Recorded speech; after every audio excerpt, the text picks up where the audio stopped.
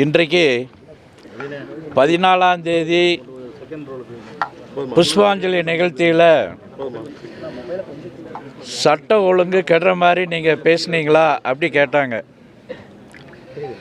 சட்ட ஒழுங்கு கெடணும் அப்படி நாங்கள் என்னுடைய தனிப்பட்ட முறையிலையோ இயக்க பொருளையோ அது மாதிரி எப்பவுமே நம்ம நினைக்கிறது இல்லை.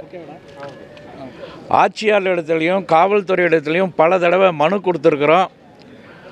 ரோடை குறுக்காட்டிட்டு தொழுகை நடத்துகிறாங்க. சாயந்தரம் டியூஷனுக்கு போகிறவங்க போக முடியறதில்ல. எதிர்த்தாப்பில் இருக்கக்கூடிய இந்துக்கள்லாம் நிம்மதியாக இருக்க முடியல. பங்களாதேஷை சேர்ந்த முஸ்லீம்கள் நிறையா அங்கே தொழுகை நடத்துகிறாங்க. சட்டவிரோதமாக தங்கியிருக்கவங்க தொழுகை நடத்துகிறாங்க.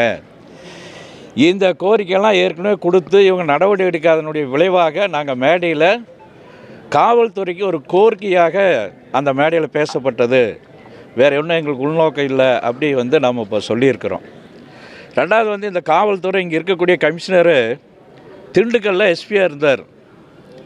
விநாயகர் சதுர்த்தி ஊரில் நடத்துங்க மேலே ஒரு 500 பேருக்கு மேலே வழக்கு பதிவு செஞ்சுட்டு வந்தவர் இந்த கமிஷனரு. அதனால் எங்களுக்கு இந்த கமிஷனர் மேலேயும் கூட வேணும் அப்படி ஏதோ பண்ணுறாருன்னு தான் எங்களுடைய நாம் நினைக்க வேண்டியது இருக்கின்றது. இங்கே நிறைய கல்லூரியில் போதைப் பொருள் நிறைய இருக்குது. எல்லா கல்லூரிலையும் போதை இருக்குது. மூணாம் நம்பர் லாட்ரி விற்கிறாங்க.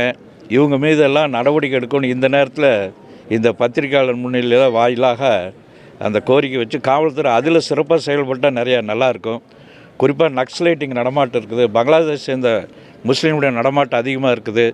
இதெல்லாம் நடக்கலைன்னா பின்னாடி இங்கே ஒரு பெரிய கலவரம் வரும் அப்படிங்கிறத நம்ம சொல்ல வேண்டியிருக்கு. நீங்கள் தான் கேட்கணும்னு கேளுங்க. இந்த சம்மன் நாளைக்கு வர சொல்லியிருக்கீங்களா? இல்லை, இன்னைக்கு கூட முடிச்சுக்கிட்டாங்க.